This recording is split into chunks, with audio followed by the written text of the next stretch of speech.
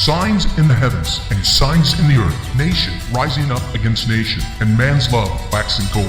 At the center, the two branches of Israel coming together as one, all pointing to the return of the great king, soon, but not yet. Prepare the Way is a program which looks at issues of the day that mainstream media ignores. We face the truth head-on in a world that is determined to tear itself apart. Leading the discussion today is your host, author Daniel Holdings. Now let's prepare the way. Welcome, audience, to Prepare the Way, and I'm your host, Daniel Holdings, with a very important show, a timely show, an urgent show. With me today is one of my great friends, Watchman Larry W. Taylor, and we are just going to sit around and talk about those things that are so pressing in the news, and I think it's so important, audience, that you listen to this conversation, because in it you will glean some things that perhaps you haven't heard on other shows on Hebrew Nation or in mainstream media. So, Larry Taylor, welcome to Prepare the Way. Thank you, Daniel. Appreciate it. Larry, while I'm thinking about it, do me a favor, give out your website information in case Darren wants to go there and take a look at your stuff. Sure, it's very simple. LarryWTaylor.org. That's LarryWTaylor.org. And I update the blog usually maybe a couple of times a day or more, and you can just click over that anytime you want to, read it, go back in history a little bit, and look at some of the really crazy, bizarre, weird stuff that Daniel and I have talked about. If Larry Taylor's name sounds familiar, that's because it is familiar. Larry Taylor is a real person, a friend of mine, but I made him a character in the book Between the Veil.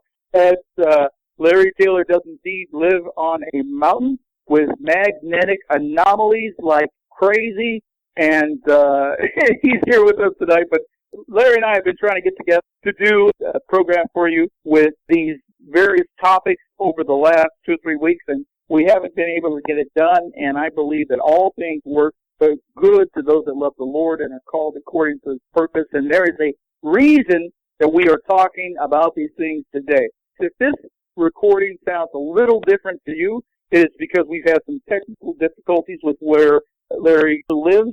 Now, to help us with that is our good friend and Larry's producer and my old producer, Dorothy Crothers from Blog Talk Radio. How about you? Unmute there and say hi to the audience. Good evening, everyone. I hope you're enjoying this show. Larry and Daniel are always doing eye-opening topics. It's always awesome. Hey, and Dorothy, what is your channel, your Blog Talk channel?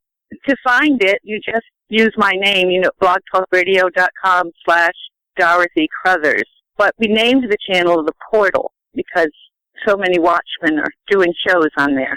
And folks, it is the place that I myself got my start at, and she has awesome hosts. Larry Taylor is a host from time to time, Augusto Perez, Benjamin Baruch, and some other people. So if you have the opportunity, feel free to go there and take a listen, because she does an excellent job at producing those. But at any rate, audience, if this sounds a little different because we're doing things a little differently. Larry, I was just talking to you off the air about a video that you sent me from Alex Jones. Those of you who don't know who Alex Jones is, Alex Jones has been around in alternative media for a long time, and he has been talking about the kind of things that we talk about for, I don't know, Larry, 20 years or something like that. Oh, my.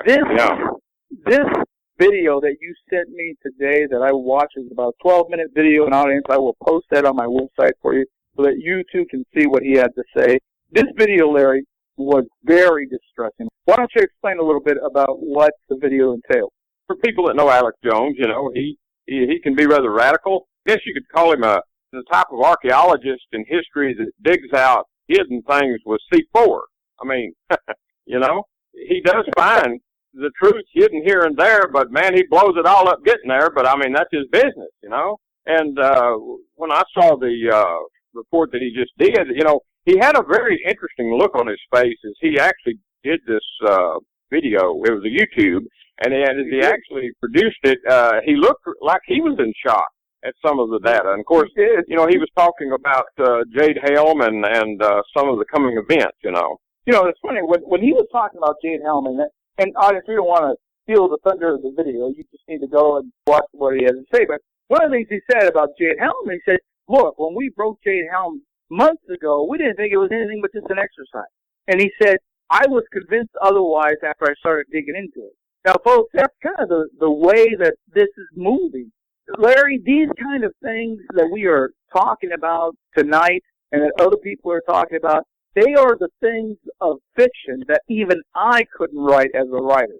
Oh, it's, and I've seen your words where you wrote between the veil or between dimensions, and that's where we're at almost. This is really shocking. It's really bizarre. And the interesting thing is, just like Alex Jones, he was receiving warnings, from people that's in high places and in places that have knowledge of things. And, it's not just one. I mean, somebody can say, oh, well, that's Alex Jones. But then again, it's other people. I could name a long list of people that have been getting warnings, one way or the other, and from people on the inside that have been trying to alert the American people who are still asleep on their couch. Alex Jones does this a lot. He was talking about his sources, his high-level sources, not names, but the kind of people they were. And they were, at least in this video, he was talking about 2 or 3 different ones from various levels of government, various levels of an economic state, and they were all coming to the same conclusion, Larry. That time was very, very short. Now, Larry, I was just mentioned the anomalies that you have on your mountaintop, and it is not just your mountaintop in Oklahoma. It is Oklahoma and Texas. Can you tell the audience a little bit about the kind of things that you guys have been going through lately? Oh my, it's almost indescribable. It's almost like either living in a parallel universe or really just at least on another planet. It is so bizarre, and even today again, as I shared with you and Dorothy knows, that it's like the atmosphere is charged. Now, I found a very interesting, and we can talk about it later if you want to, a very interesting note that just came out today that CERN is blasting the ionosphere right now over this region, and at the same time we've got we've got a CME off the sun coming in that's picking up 2 more CMEs that were produced ahead of it, and they're all 3 going to hit about the same time this evening, tonight, or tomorrow. And so but we do have electromagnetic anomalies in this location, and everything is bizarre. Everything is just absolutely bizarre. It's almost a historical thing for this area. I know there's places in Mexico and there's places in Peru and Ecuador, and we can go all around the world. We can go to the Himalayas and we can talk about anomalies and places that have strange events, but this fits just in. And today, the atmosphere is electrically charged, clouds going up real high and then popping off, and they're building and then dropping again, and it's weird. All electrical equipment is just acting so bizarre. It's so bizarre. As a matter of fact, I've got a TV that a couple of days ago, all of a sudden, the word video in big green letters started showing up on my screen, and I can't get it off. So I'm trying to look past the word video written in great big green letters about 2 inches tall and look at the picture. And it did it on its own. I've got other things, other electronic equipment, I've used up here that just, they go berserk. Nothing works right. Cell phones work sometimes they don't at all. Sometimes you can call somebody and adios, you're gone. And, the same thing with, and I talk to people in the area, they all have trouble with either, whether it's communication equipment, phones don't last very long. There's simply no, up here where I live, there's absolutely zero, lines, underground lines or any kind of thing. And we don't even have water here. I mean, other than if you can find a well. It's really, really strange, and then we see lots of things in the sky, and you've got some photographs, and, it's bizarre. Well, it's the kind of things that science fiction movies are made out of, and one of the reasons why you were a character in the book and your surroundings there, not in some of those anomalies I did in fact write about in Between the Veil. In fact, many of the stories that I relate to Larry are true ones that he told me. Oh, let me add this real quick, because it's something I found in the last day or so. You remember in the book where you wrote the fictional earthquake that occurred up here, and how that there was an opening in the ground, and then in the book I went down as a character underground, and I called you about later, and and I didn't even know that you was writing that. I told you about a dream I had about walking down my dog pens and finding a place that was opened up, by where one of my dogs was, and I was sharing that. Well, guess what? In the last couple of days, the rocks in that area have rose probably 6 inches or more on the ground, from under the ground, in that little area, the same area I had the dream about and you wrote about in the book. Really? Absolutely. New That data. is crazy. Many of the things in those books are, in fact, have come true, are coming true, and it's one of the reasons why the Lord gave me those storylines to write. And here's just another example. I'd be interested to see, Larry, how far that crack will, in fact, open up. Because in the book, it opened up big enough for you to walk through. So yeah, and I had a dream. I told you about the dream, and then you shared with me what you had written in the book. While you was actually still writing the book, I called you and told you about a dream where I was looking in an area that had collapsed, and opened up, and I was walking under this low area where there was an opening and a lot of rubble had rolled out, and looking up in there trying to see some artifacts, and you said, "You're telling me stuff about what I'm writing in my book." Yeah, I remember, audience. It was crazy. Okay, so that's kind of fun and interesting in the book. But there are things, Larry, in those books, and look, the Lord knows I am not tooting my own horn. Those books are not my books. They are the Lord's books. They are given to me by the Holy Spirit, so He gets all the credit here. It's not me. But there are things in those books that have come true and are coming true, and it's part of the urgency that I feel to do this show, in fact, because, Larry, if you recall, and As the Darkness Falls, I wrote about some things that were frankly frightening. I mean, they were interesting, and it's a thriller and all that stuff. It's great for entertainment, but they are frightening from the aspect of some of those things we are now, in 2015, beginning to see to fruition. We are beginning to see them come true. And audience, I've referred to the fact that in that book, I wrote about an organization called the ISNW. And that book was written in 2011, came out in 2012. The ISNW was an Islamic terrorist organization. It rose up out of Syria and declared a caliphate with a caliph. And in fact, that is exactly what happened last year with ISIS. And now we are beginning to see, Larry, scary things other than ISIS that happen to be coming out of that book. And that's why I say, if you haven't read those books, you need to go to my website, danielholdings.com, and get yourself those books. I thought about you, Daniel, the other day when I listened to a short blurb. Brad Thor, who's a thriller writer, political thriller writer, Brad Thor was on with Lou Dobbs, and Brad Thor said something. He used a word or a term that the minute I heard it, I thought about you. Lou Dobbs asked him, he said, is this another one of those fiction thrillers? And you know what Brad Thor said? He said, no. He said, this shockingly is going to be full of faction. That was the term that audience that Doug Hagman coined when it came to my book. He's the one who began to call my stuff faction. It's not because, I'm so great of a researcher. It's because of the stuff that's in there that's coming true. Speaking of crazy, weird, and bizarre stuff that we have talked about, this show was all about talking about the crazy, weird, and bizarre real stuff that is going on in the news today and kind of talking about them from the aspect of those books. One of the things that I talk about in that second book is the coming of World War III. And lo and behold, Larry, just 2 days ago, I read in the news that old George Soros has said that World War III is a real possibility.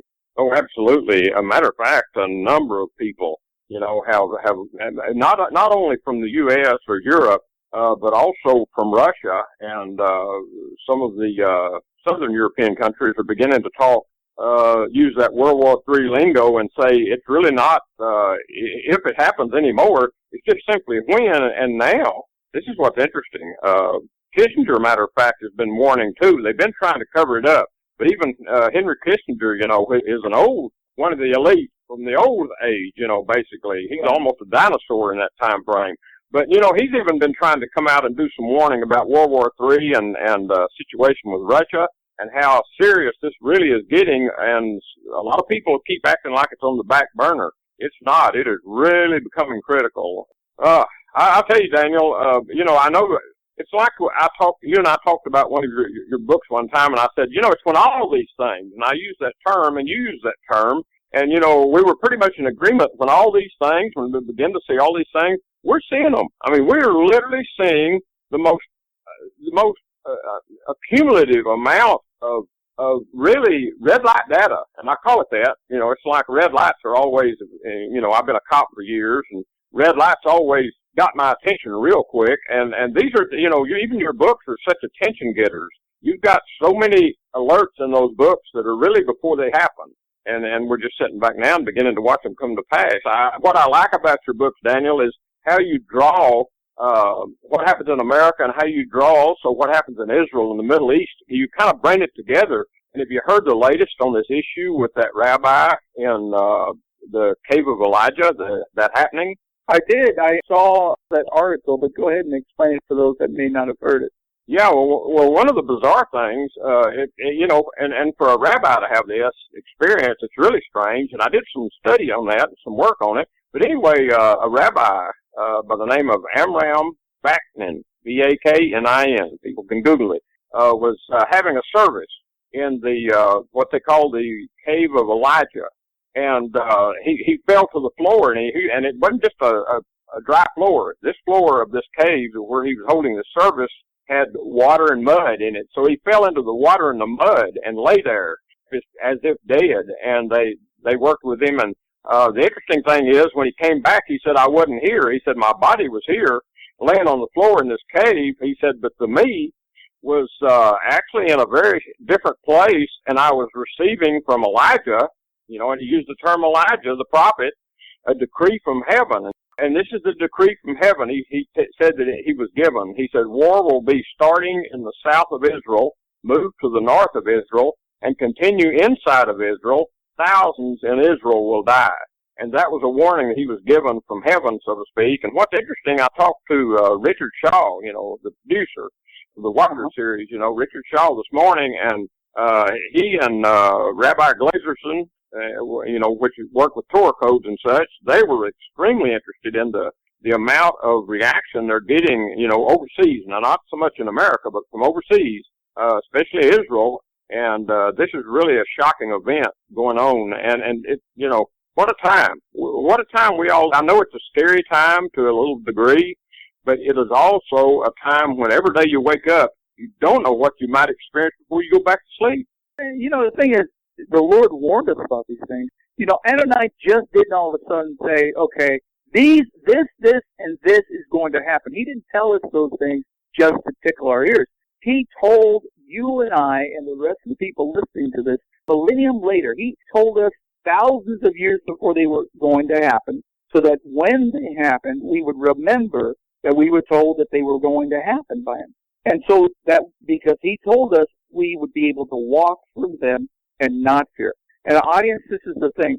Why is it that people in the world do not pay attention to the news? Larry and I, we scratch our heads about these things all the time. Why is it that people do not want to know what is going on? And it's simply this, because, Larry, I think they are fearful. They are so fearful that they think if they can stick their heads in the sand and not acknowledge those things that are coming upon the earth, that somehow they will be exempt from what may come about on the earth. Well, that could be the first thing back. The Word tells us to be aware. The Word tells us to watch and pray. The Word tells us to look up, for our redemption is nigh. Now, one of the interesting things is he said he was and it was his words, if I remember the article. He said he was translated to Elijah, meaning that he left. I mean, he was gone. His body was here, but he was gone. That's an Orthodox rabbi for you. Yeah, that's what's so interesting. That's why it got my attention so quickly, is because the same thing has happened to me. Well, and the same thing happened, audience, if you remember, I reran Benjamin Baruch's interview last week, and one of the things that Benjamin Baruch said is he used that same word. He said that he was translated into the future. His body might have been here, but he was no longer here. He was in the future. And certainly, Larry, you have seen these very same things, or some of these very same things, and I wrote about them, those in my books, and we talked about them at length. But the thing that got me today, when I listened to that, getting back to the Alex Jones's video, when I listened to that video, do you recall where he said billionaires in Israel were now fleeing Israel. All of them. You remember he said that? Right. Including the so-called rich men over here. Yeah. Well, and that's what he titled the video for. And get on it, and I'll post it on my website so that you can go to it. But he entitled the video, The Elites are Fleeing. Now, audience, why is this important to you? Because this is Hebrew Nation Radio, and we believe that we're going back to the land. We believe that the New Jerusalem's coming, that's where we're going to go. However, I am here to tell you that the land is not ready. It is not ready, and it is about to experience the same judgment that we are going to experience. Because in spite of the fact that we love Israel, and you're talking to a man with Larry Taylor that intercedes for them like nobody else I know. In spite of the fact that we love Israel, many parts of Israel are secular. And in fact, some parts of Tel Aviv are as bad as Sodom and Gomorrah. And he will judge his house first, and we are about to see it. So when Alex Jones says that the millionaires are leaving Israel, you can take that to the bank. Yeah, that's the interesting thing, Daniel, is the fact that, you could almost liken Tel Aviv to Las Vegas or New York. I mean, you have the same Babylonish attitude there in those cities. Yeah. And so, judgment will come to Israel. It's not ready, folks. The land is not ready, and they are going to experience God's wrath. They are going to experience those kind of things that the United States are about to experience as well. And, regarding the things that we can anticipate experiencing, Larry, I recall reading an article just last week how the Pentagon has come out and said that they were doing all kinds of various things to protect America's homeland from the onslaught of a barrage of Russian cruise missiles. Do you recall seeing that?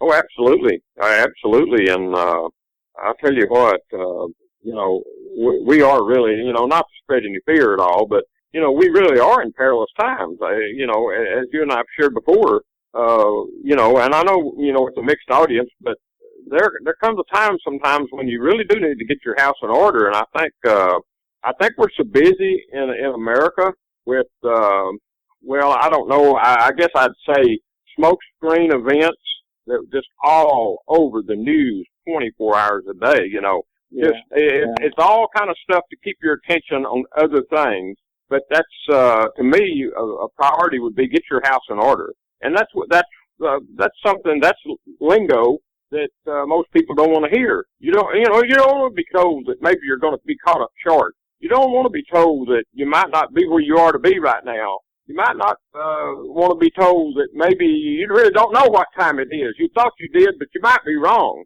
You don't want to be told that your family's not in order and everything isn't perfect and they're not all going to not ever suffer any pain, And you certainly, this is what's interesting, Daniel. It gets me excited because the fact that I've been to so many places, I can't find any churches that or really talk much about suffering.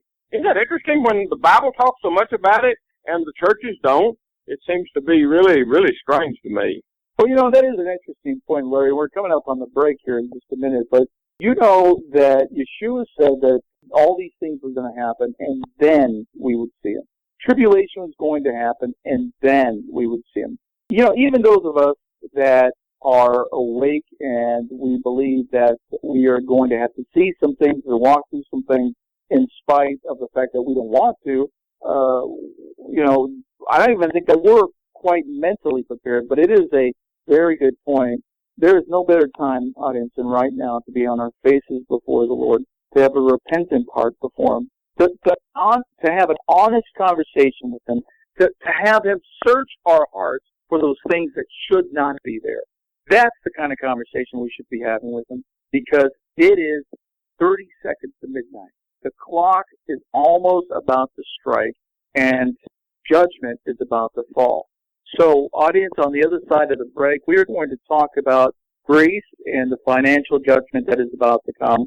We're going to talk about the Pope and how he wants to set up a interplanetary organization and become the head of it.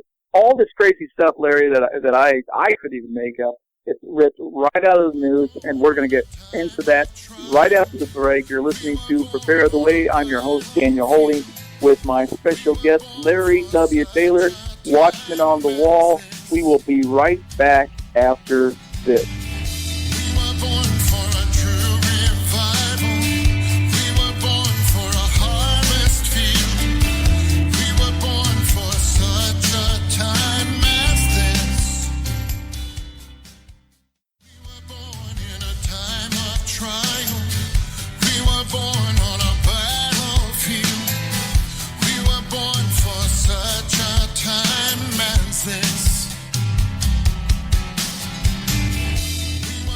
Welcome back to Prepare the Way. I'm your host, Daniel Holding, with a very good friend of mine and Watchman on the Wall, Larry Taylor. Welcome back to Prepare the Way, Larry. Thank you, Daniel. Just before the break, we were talking about the need to be on our face before the Lord because of the judgment that is about to befall the earth. One of those judgments is playing out in the news even today. And I am referencing Greece and, should I say, their bankruptcy as a result of defaulting on their loan with the IMF and thus being kicked out of the euro. Larry, I've said for months and months and months that Greece was the first domino in a set of dominoes that ran across the world. As Greece falls, you will see the euro fall, you will see the U.S. dollar fall, you will see the yen fall, perhaps the yuan fall because of other issues that China's having, and so on. I know you're not a financial guy, but do you get that kind of sense as well? Oh, absolutely. And according to the headlines, and especially some of the chatter, Europe, which is the EU and their euro, and they are scared to death that something is about, in other words, this is, I'll use your terms, this domino is about to completely fall over and go bang. And as a matter of fact, what's interesting is the fact that Russia, or Putin, has thrust himself into the picture, and he is also vying and dealing with Greece. And matter of fact, now all of a sudden Greece is offering a port. I mean, they're talking a Russian port there in the Med.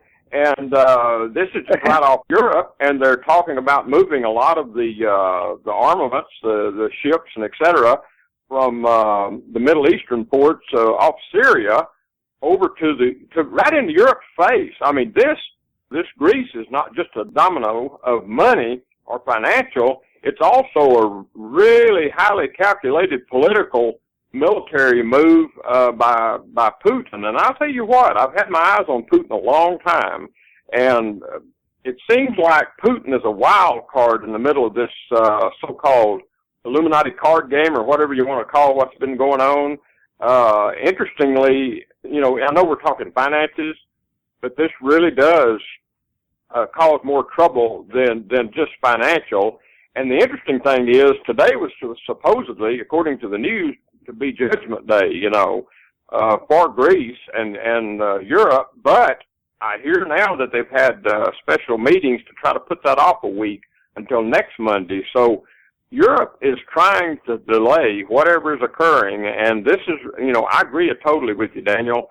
This Greece domino is very, very important. And it may be one of the first ones that goes over, but when and the question is that I would ask, Daniel, and you are a financial kind of thinker, where are we? Where do you think we are? I think yours is a very astute observation that this is not just about money, folks. This is not just about Greece paying back a loan to the IMF or dealing with the EU. Audience, particularly the audience that I'm addressing in America, if you think for 1 second that we are isolated from those things that are going on in Greece, you need to think again. Because Greece is, as Larry said, a strategic player in the world, whether or not we'd like to think of them like that. Economically, financially, if they default, they will be kicked out of the euro. Now, here's the thing. Greece isn't the only country that was in distress. There was Spain, and I read an article today, Larry, that asked the question, did Spain really dodge the bullet 7 years ago, or are they up for another go-around? Because they are not entirely stable. There's Portugal, there is Ireland, there's all these other countries within the euro that are struggling, and they got bailouts back during the last Shemitah. But if the world economies begin to topple, will they have enough wherewithal to stand? My guess is no, they will not, because this time out what will happen is that the derivative bubble, that debt bubble that hangs over the earth, will blow. And that will just totally annihilate the world's economies. Should that happen, there is no country that's going to be unscathed. So that's the economic view of this. However, you mentioned a really, really good point. I don't know who it was that courted who. I don't know if it was Putin that courted Greece or if it was Greece that courted Putin. However, you are absolutely correct. They are talking about putting a base in Greece. Now, for those of you that are not really familiar with the area, Greece is, as Larry said, smack dab in the middle of the Mediterranean. It is like Russia sticking their finger in the eye of the Europeans. The distance between their ships and the European continent is a blink of an eye. So if and when, and I should emphasize that, when war breaks out and Greece has made a pact with Russia, they now have a front row seat to Europe where they can launch an offensive. And Larry, least we forget, money is the reason that countries fight wars anyway. So when this thing breaks off, it will be to either stave off that financial collapse, the world financial collapse, or because of it to draw people's attention away from their own leaders because of the bonehead financial moves that they made. But this is so much more, you're absolutely right, than just about economics. And I know, Daniel, I know that you're a real fan of the late Tom Clancy. You know, I got one of his first earlier books. It's called Red Storm Rising. That's the name of it. Right. You can still get it. Great book. At Red Storm Rising. What is so interesting, I reread it again the other day, the parallels with where we are right now, even though the technology is far advanced to what the book was written in, that type of technology, the tanks and the subs and the carriers, the parallels in that book are really incredible because Russia is forced to make a military and economic move on Europe and the West because of oil and money. A situation with in other words, a financial situation actually begins a conflagration, and very interesting, the parallels, because I'm really a big fan of fiction authors, and I realize that embedded in just untrue fact, it may really be real, and things are built around pieces of reality. But what's so interesting, Daniel, is just like your books, and there's a parallel in there that the books are written ahead of time and really begins to focus on events in the future. But it's like your books, they're an enigma. I mean, they're just not a common fiction novel. They really have reality that actually begins to morph and change. And well, you know, I mean, Clancy's work, that man researched like crazy, and he was brilliant. Many people, he would go for some information in his last book, and you and I have talked about that in the past, but he certainly did have his finger on the pulse of world politics, and it really does look, Larry, like a plot from one of his books, how things are playing out in Europe. Speaking of a plot of one of his books, if I didn't write about this kind of thing in my own book this last time, I would be hard-pressed to say that it would be an any fiction book. But I wrote about the Pope being involved with a global interplanetary, if I can put it that way without giving too much away in the book, organization. And lo and behold, just last week, Larry, the Pope came out, Pope Francis came out with his climate change statement saying that the world was in dire straits and that we needed, now, audience, I'm not making this up, you got to look at the news, this interplanetary organization on our own planet that deals with climate change, and that he needs to be a spokesperson or perhaps the head of it or whatever the case may be. Larry, just so the audience doesn't think I'm making this up, did you hear about that yourself? Oh, absolutely, and I was somewhat shocked. Papal matters most generally don't focus in that direction, you know, to that degree. This is very different. This papacy seems to be working an angle that, well, you know, they're also working an ET angle, you know, and meeting the ETs, welcoming them to planet Earth, and actually having ambassadors to work with them. And wow, you know, this is stuff you can't really forever cover up. You know, it's leaking out, it's coming out, and a little more about the Griffith Observatory, you know, is leaking out, and you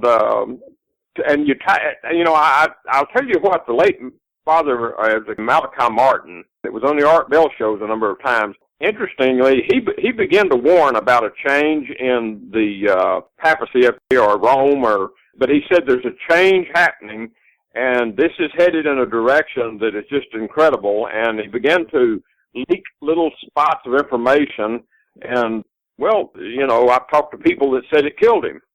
He had a very untimely death.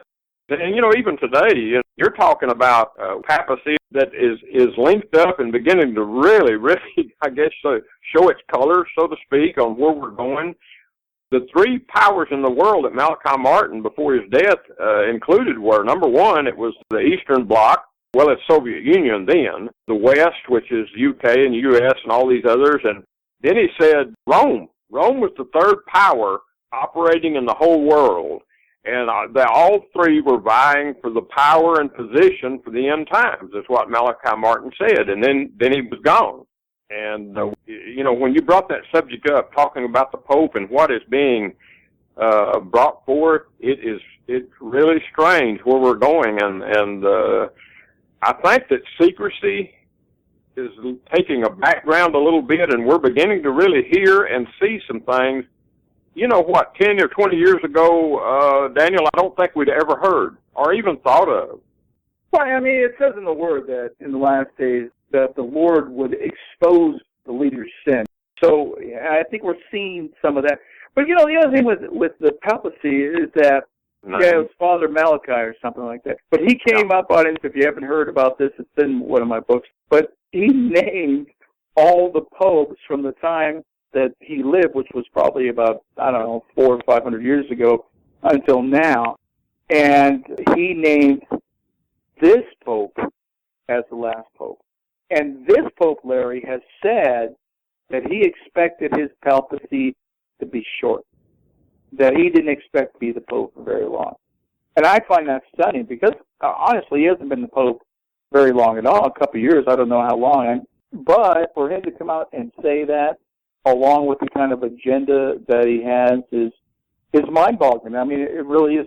In addition to that, he's a Jesuit, so that is like an order within the Catholic Church that is almost like a separate organization altogether. They're kind of the enforcers, if you will. And then you have Father, I think his name is Bertoni, something like that. He is the head astronomer for, yes, audience, they have an astronomy department with on Mount Griffin in Arizona, where they have a huge telescope with a device on it called the Lucifer device. And not my words, their words, they're looking for aliens. That's not me, that's them. And Tom Horn, as you know, did a great, him and Chris Putnam did a great book called Exo Vaticana, and they outline the kind of things that they have done. But the point is that that's just another thing, Larry. That's what's crazy about this. The whole thing about the papacy is, and Malachi Martin was right, there's something else that we do not know, and I think you're absolutely right, that it's not until now that we are beginning to see, the kind of things that they maybe was once hidden and now it's coming to light. And, of course, there's the whole thing about the third vision of Fatima, and I don't really know what that is other than to say that there was some apocalyptic visions that these young girls saw that the Vatican has actually kept hidden because they were so frightening. So speaking of things transpiring right now, Larry, and I know that you, I can't make this stuff up. This is just in the news. This is stuff that we pull out of the news all the time. You sent me an article, I think it was you that sent me an article that showed a picture of a pyramid that the Curiosity rover on Mars. Absolutely. As a matter of fact, they're calling it a perfect pyramid. It's the top sticking out of the sand.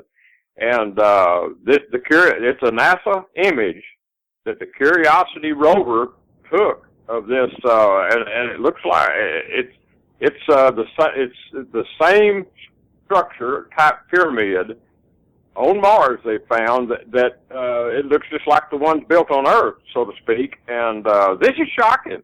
Of course, this is not front page stuff, in America, but it's there. The data is there. It's we're finding out stuff right and left.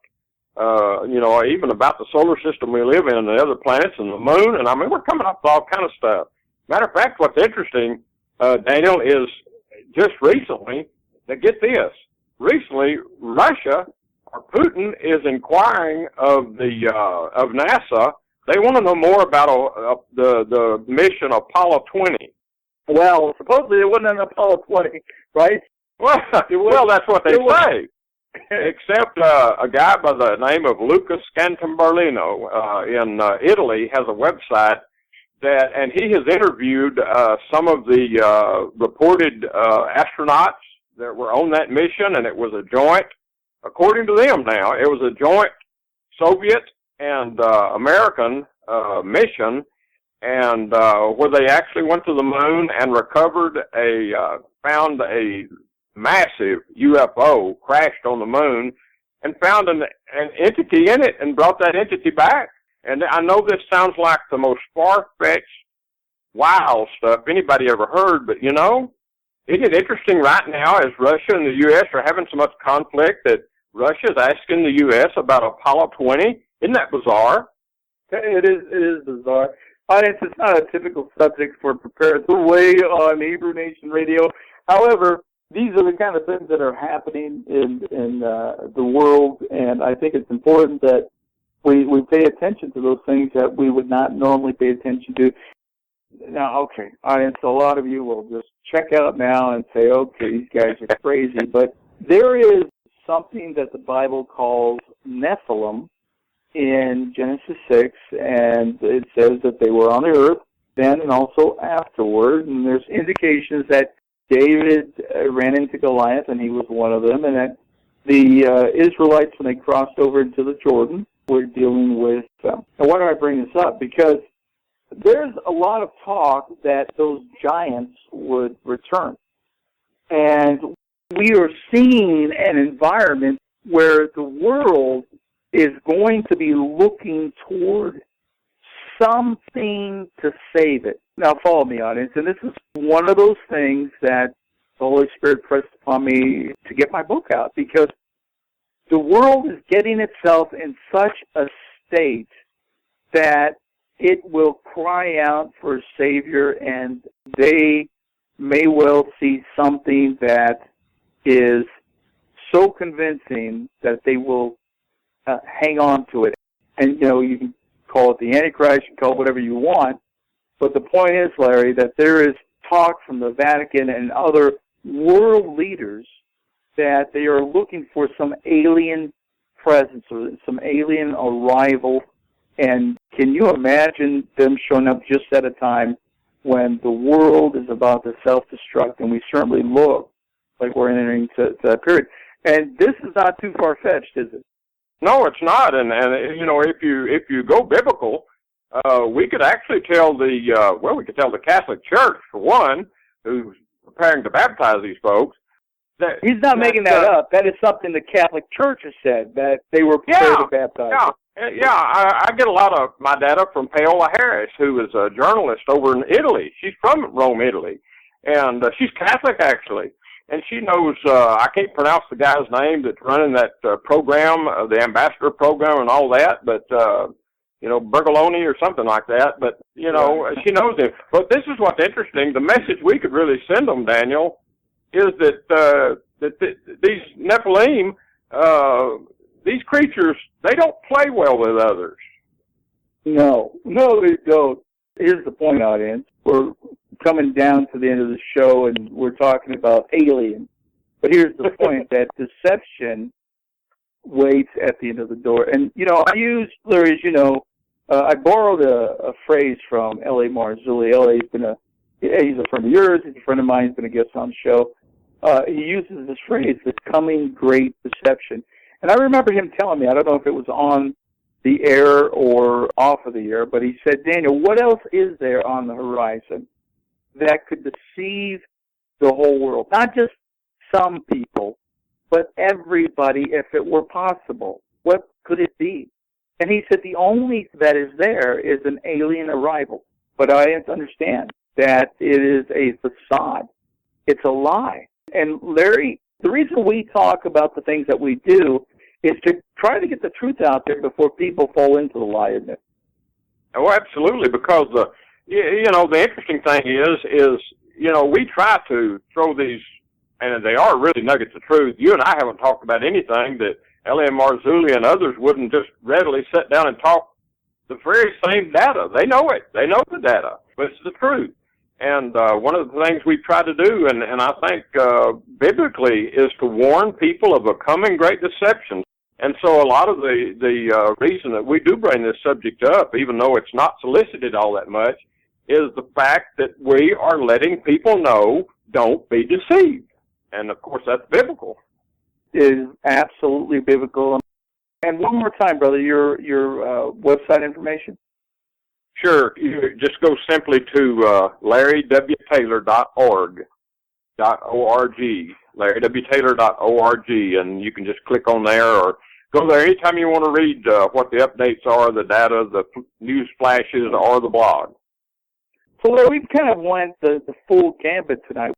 We started talking about the elites flying the coop, if you will. And whatever they're flying the coop for, why don't you use your own imagination? There's some serious stuff coming to the country, and they don't want to be here, so that should tell us something.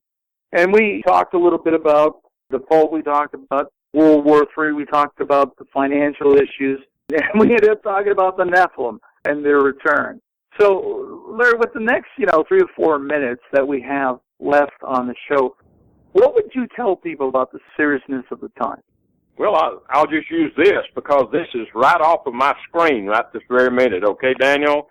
Number one, I found a report from Ed Dames that the government has now launched a kill shot early detection system into orbit around the sun. And the report is that the solar storm warning satellite has taken up final position in deep space.